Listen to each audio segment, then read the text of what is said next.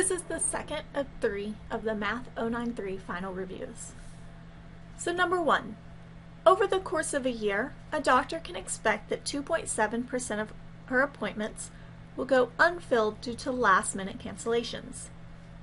At this rate, if the doctor sees an average of 42,000 patients per year, how many last-minute cancellations can the doctor expect? Well, if we multiply by her appointments by the percentage that's expected to be a no-show, written as a decimal, we can get the number of cancellations expected, which is 1,134. Part B.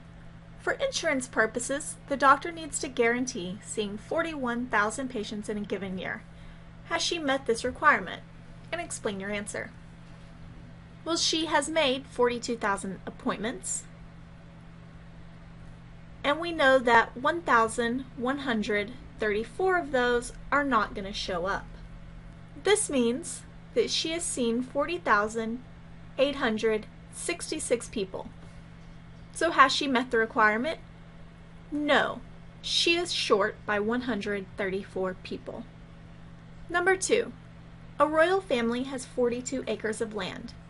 They designate 3.35 acres for the main house and gardens, and plan to divide the remaining land into 1.5 acre parcels to be distributed among members of the royal family. How many members will receive a parcel of land? Well, first, let's figure out how much they're actually giving away. They have 42, but they're going to use 3.35 of that. This means they're dividing up 38.65 acres. And anytime you're breaking something up into several smaller pieces, that is division. So we're going to take the 38.65 acres of land. We want to break it up into 1.5 acres. So dividing by 1.5 gives 25.76666, so on and so on. So how many members will receive a parcel of land? 25. Number 3. Snowfall depths in Boston from November to March are shown in the table below. We want to find the mean depth of snow in the winter and the median depth. So mean just means average. So we're going to add up 5 plus 12.4 plus 15.12 plus 39 plus 32.9. And we can look, there are a total of 5 months here, so we'll divide by 5. Adding these up gives 104.42, and then dividing this by 5 gives us a mean of 20.884 inches. For the second half of the question, we want to find the median. In order to do that, first we must order the data. So it's fairly close to being ordered, it's just the very last month that's out of order. It should be 4th rather than last. So the median is the one that's here in the middle, 15.12. Number 4. A youth club is painting a mural on 10 walls at the local youth center. Each wall they will paint measures 11 feet by 12 feet. If a gallon of paint covers 350 square feet, how many gallons will be required to paint all the walls? So first, let's figure out how big one wall is.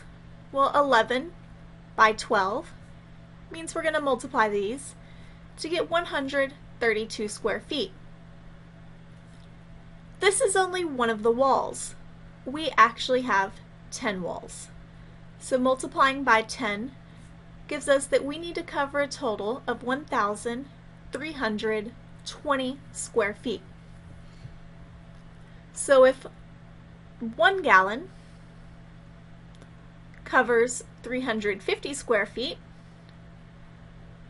we want to know how many gallons covers 1,320 square feet. Cross multiplying here, 1 times 1320 is just 1320.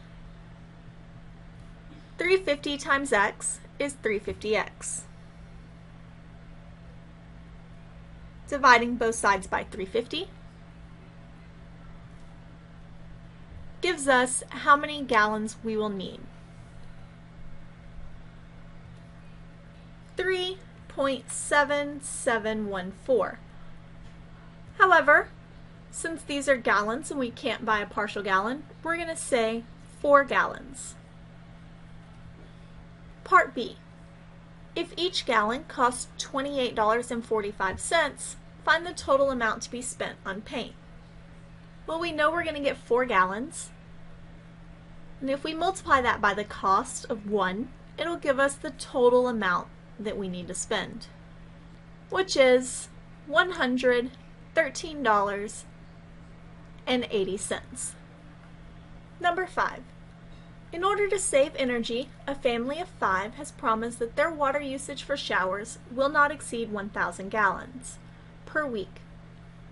If they use an average of 35 gallons of water per shower, what is the total number of showers they can take without exceeding their limit? Well, we're going to break up 1,000 gallons into several smaller showers, each consisting of 35 gallons. And any time we have something bigger that we want to break up into smaller pieces, we'll divide. Dividing this gives 28.57. So they can take a total of 28 showers.